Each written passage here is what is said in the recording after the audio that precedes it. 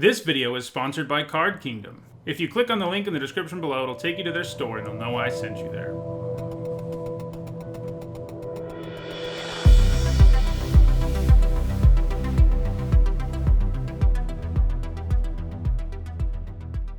Hello everyone, I'm Need to Hone, and it is Friday, so that means it's time for another MTG Top 10. This is a series where I rank cards based on how they've performed at Magic's highest level of competition, and this time around, we're looking at cards that can't be countered. One of the worst feelings in Magic is getting your really awesome spell countered by an opponent playing blue. If you're sick and tired of that happening, well, this list is for you.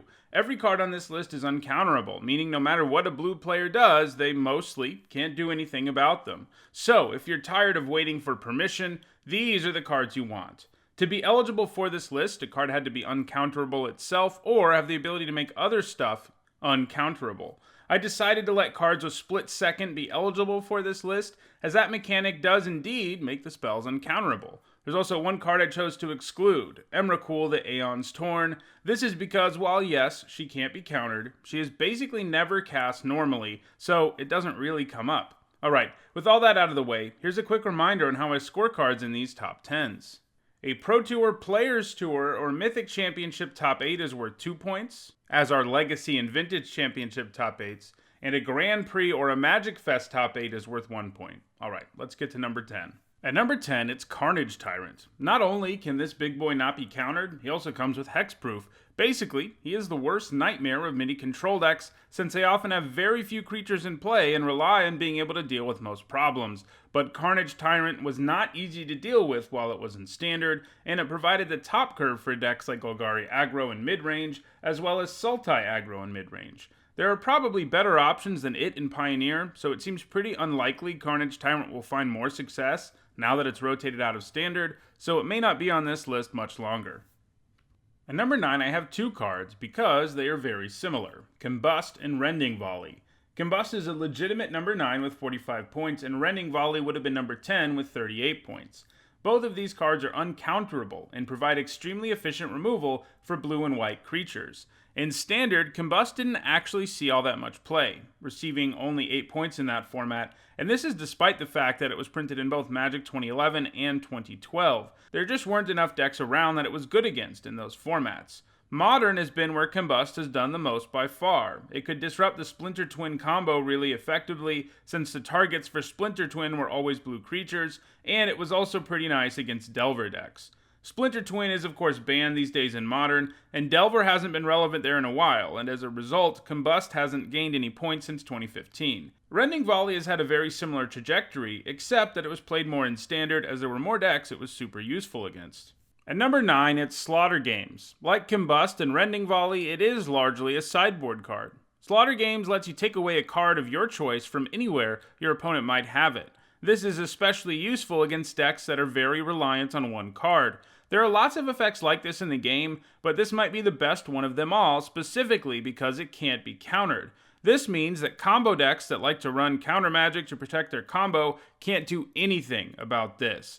In Standard, Devotion decks were everywhere, so one of the best things to do with Slaughter Games was to name Nykthos, Shrine to Nyx, a card most Devotion decks were super reliant on.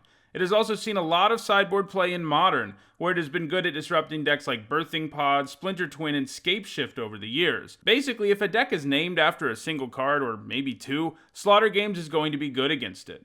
It's also being played in Pioneer, where it's useful at disrupting Dimir Inverter combo decks, as well as Lotus Breach combo decks. As long as combo decks are relevant in Pioneer and Modern, it seems likely Slaughter Games will continue to accumulate points. At number 7, it's Extirpate, the first of two cards with split second to make the list. Like I said in the introduction, split second doesn't say can't be countered exactly, but because your opponent can't do anything in response to it, it is effectively uncounterable, and it's even better than that, since your opponent can't do anything else while it's on the stack either. Extirpate is somewhat similar to Slaughter Games in that it gives you a way to disrupt your opponent's whole game plan while being uncounterable, but it is used a bit differently. Extirpate is better at hating on graveyard-based decks since it requires your opponent to have something in their graveyard to target in the first place. While exiling a single card isn't quite as devastating as some of the graveyard hate out there, the fact that this also rips every copy of the card out of the opponent's hand and library is great. It saw a lot of play in Time Spiral Block, a format that was dominated by Mystical Teachings decks. Extirpate could hate on the graveyard by removing the powerful card with Flashback, while also taking away every other copy of the card your opponent had, which went a long way towards derailing those decks. In Extended, it was used against graveyard decks like Gifts Ungiven, Psychotog, and Life from the Loam Dredge decks. All three of these decks were very focused on using their namesakes, and they all sought to load up the graveyard, making Extirpate particularly potent against them. In Legacy, it's been used against decks like Reanimator and Storm. At number 6, it's Crows and Grip. The other card was split second to make the list. Being able to naturalize something and not worry about your opponent doing something in response is pretty nice. While it's found success in multiple formats, Legacy is by far the format where it's been played the most. There are a number of artifacts played in that format with really obnoxious abilities that could normally be used in response to most naturalize effects. Your opponent not being able to bounce their Batter Skull or use the counters on Umezawa's Jite in response is pretty great. In the past, it was also used against decks running Sensei's Divining Top, another artifact that is impossible to deal with in most situations. With the top now banned in Legacy, it has stopped seeing so much play, but it's still putting up some points. At number 5, it's Thrun, the Last Troll.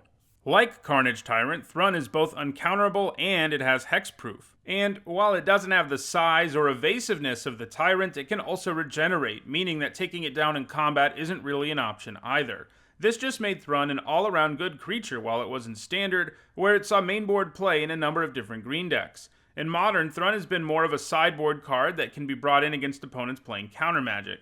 It's appeared in the sideboard of decks like The Rock, Junk, Jund, and Birthing Pod. It even has a few points in Legacy, though it hasn't earned any points in that format since 2012. Thrun isn't seeing much play in Modern right this second, largely because the metagame isn't really in a place where Thrun makes sense, but metagames change and Thrun may find his way back into the format before too long. At number 4, it's Veil of Summer, the newest card to make the list.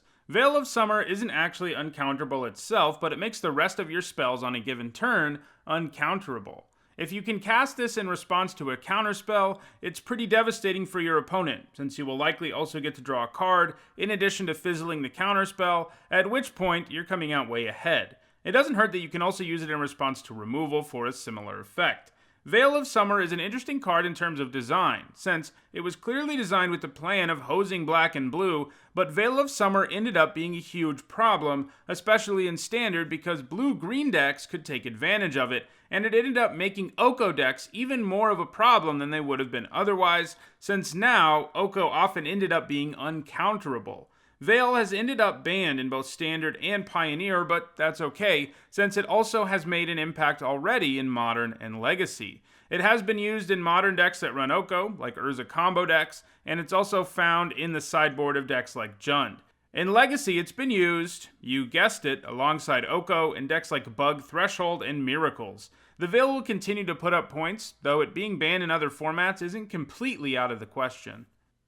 At number 3, it's Supreme Verdict. Wrath effects are super powerful, as they allow you to completely reset the game in most situations, but most Wraths can be countered by an obnoxious blue player. Obviously, Supreme Verdict can't be, and that has made it arguably the best Wrath effect of all, even coming in at number 1 in my top 10 on Wraths.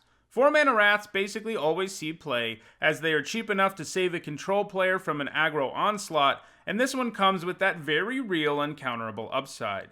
Nuking the opponent's board without asking permission is always nice. As a result, Supreme Verdict has been played across multiple formats, primarily in control decks.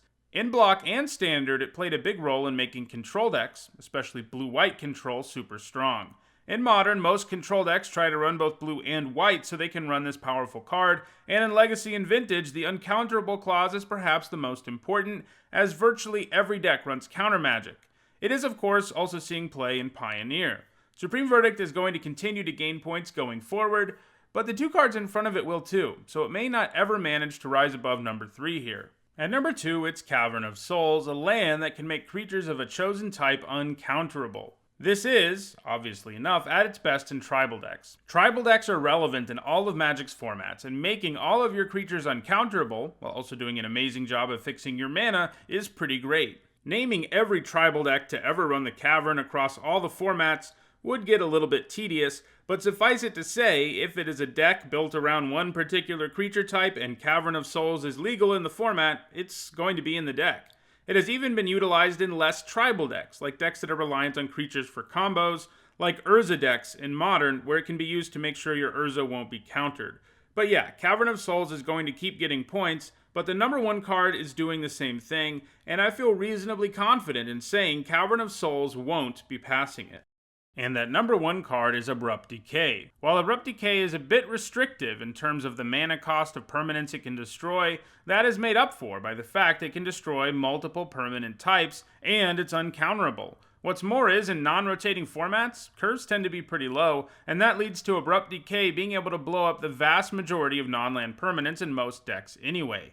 Kind of like the Cavern, Abrupt Decay is a staple, in this case in black-green decks, in every format it has ever been legal in. It's just too good at answering tons of problem permanents, and the fact it can't be countered is great, especially in the Eternal formats. Well, that does it for this MTG Top 10. If you enjoyed this video, don't forget to like it and share it so that others can enjoy it too. If you want to make sure you catch future MTG Top 10s, don't forget to subscribe, and if you need to catch up on the series, you should see the playlist on your screen now.